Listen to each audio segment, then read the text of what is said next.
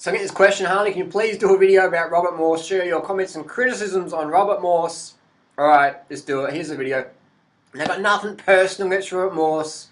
I think we agree on a lot of things together, but in this video I highly disagree with what Robert is saying. What I'm going to do is I'm going to play the video, let Robert talk, and then I'll add my bit, my opinion, and my comments and criticisms on the tail end of that.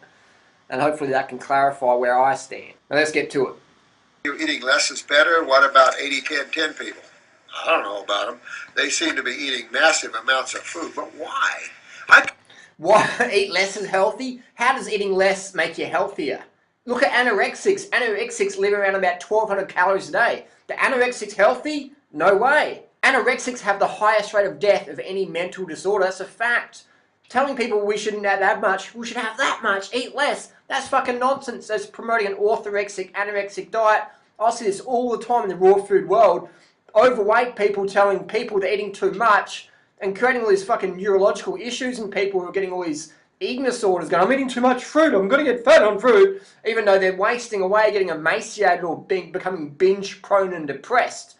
Eating less, that's fucking insanity. Eating less is insanity, man. You couldn't eat massive amounts of food. I'm a big guy, but I don't eat massive amounts of food. That's what I laugh when people say that. I'm really big and overweight, but I don't eat massive amounts of food. I ask these people, what are you eating that's making you overweight? It's what you eat, like my tea or something, but... Your tea's making you overweight? Tea is making people overweight? I don't think so, Rob. Still, there's no way I could eat massive amounts of food, Mike. I just have no desire for that. To force yourself. I'm sorry, big people eating a big amount of calories, simple as that. Simple as that. Big overweight people are overeating, simple as that. To get carbs is stupid. So I'm not familiar with the 80-10-10. I don't waste my time reading stuff like that. Anyone in the raw food world who writes up 80-10-10 with that sort of arrogance doesn't deserve a viewership, in my opinion. About calories now, they consider the lower calories the better now. The lower calories, the better. Can you see, again, this is what I'm talking about. These people promoting this breatharian, orthorexic, anorexic mindset. The less calories, the better. Fuck, man. Haven't people ever heard of anorexics?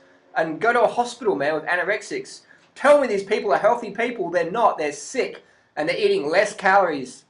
They're calorie restricting. Calorie restricting is anorexia. It's the same fucking thing. You restrict your calories. You are anorexic. You are heading in that anorexic body weight.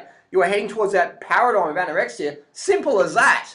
You get an animal in nature and you restrict its calories, that's fucking going downhill. Simple as that. There's no exceptions. Post your comments down below. What is the animal in nature where you restrict its calories and it lives longer in nature? Don't give me some fucking worm study or whatever. Give me a real life study. That's what I want, a real life study.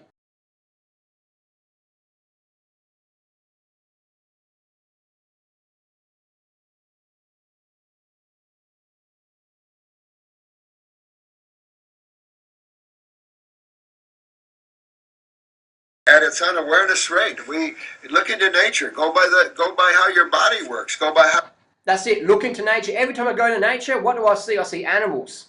And what are these animals doing? They're always looking for food. And if they're not looking for food, they're digesting food. I look at the ants. Ants are always looking for food. You put food in front of ants, they're going to take it, aren't they? You put sugar in front of ants or a piece of fruit or whatever, or a dead bug in front of ants, they're not going to walk around it, they're going to grab it. Look at the birds in the trees looking for the flowers, or the squirrels looking around looking for the bit of bread or some nuts or whatever. That's just how it is. It's just how it is, man. Animals are always feasting. Books and people are eating 60 bananas a day, and it's like, what the hell? A big old gorilla doesn't eat 60 bananas a day. I'll put $10,000 on it. You put 60 bananas in front of an orangutan or a big gorilla, they're going to fucking chow it down in an hour or two, or even less. I've got a friend who worked in Australia at the zoos, and I said, would a chimp eat 30 bananas a day? The chimp will easy fucking eat 30 bananas a day. Easily. A little bonobo weighs about 30-40 kilos, will eat about 3,500 calories a day. 34 kilos. And we got grown men like Robert Morse, who weighs maybe 100 kilos, telling him to not eat the same as a 30-kilo bonobo, so eat less than that. You know what I mean? It's just, absolute subjective nonsense. 80-10-10, I think it's 80% fruits and vegetables, 10% protein, 10% bullshit, something like that. As a matter of fact, if you're getting energy from God or your higher self, but if you're open to the now and you're pouring that energy through, you don't need to eat a lot to get more energy from your fruits and vegetables. You're already filling the cells full of the right kind of energy, the God consciousness. So you don't have to overeat. The God people never overeat. Look at the yogas and stuff. They barely eat much. You know, when you start channeling the God force, you don't have to go eat it in the lower forms of food. That's where fruitarian, or the fruitarian and the breatharian comes. It's fruitarian, not fruitarian. Fuck. And then we go on about breatharianism. I won't get started about bringing breatharian because you know what I feel about that and how much fucking bullshit and nonsense that is. Anyone promoting breatharianism has no fucking clue, no idea about basic human physiology. They just, I don't know what the fuck's going on there. So nothing personal against Robert Morse. This is my passionate disagreement here because I'm just sick of the nonsense that gets pushed around. So my question to Robert Morse is, if you're in the health industry, why do you sell cacao? Why do you sell coffee?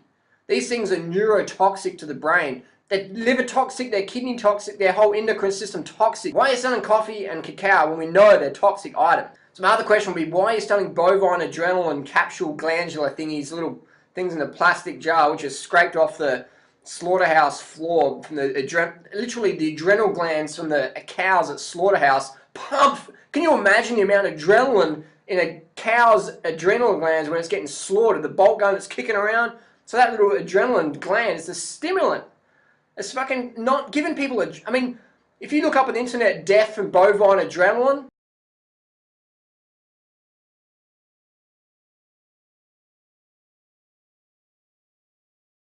Got to be careful with these things. I do not recommend people consume bovine adrenal glandulars. I mean, when someone told me that, I said, that's not true. No one's promoting that these days.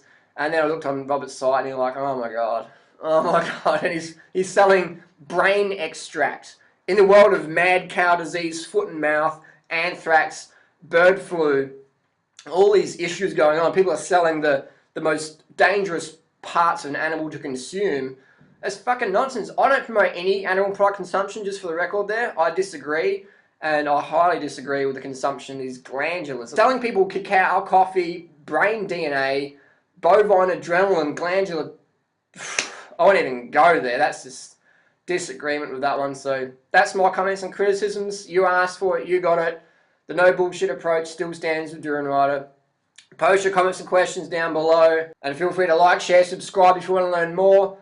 I just speak it how I see it. That's what people expect of me. So thanks for watching. And Robert Morse, maybe if you can address the questions in one of your videos and answer maybe why do you sell coffee, cacao, the bovine adrenalines, why are you overweight, how many calories a day do you recommend, how many grams of carbohydrates a day do you recommend, stuff like that. That would be great if you give some objective answers, because I find you a bit of a waffler.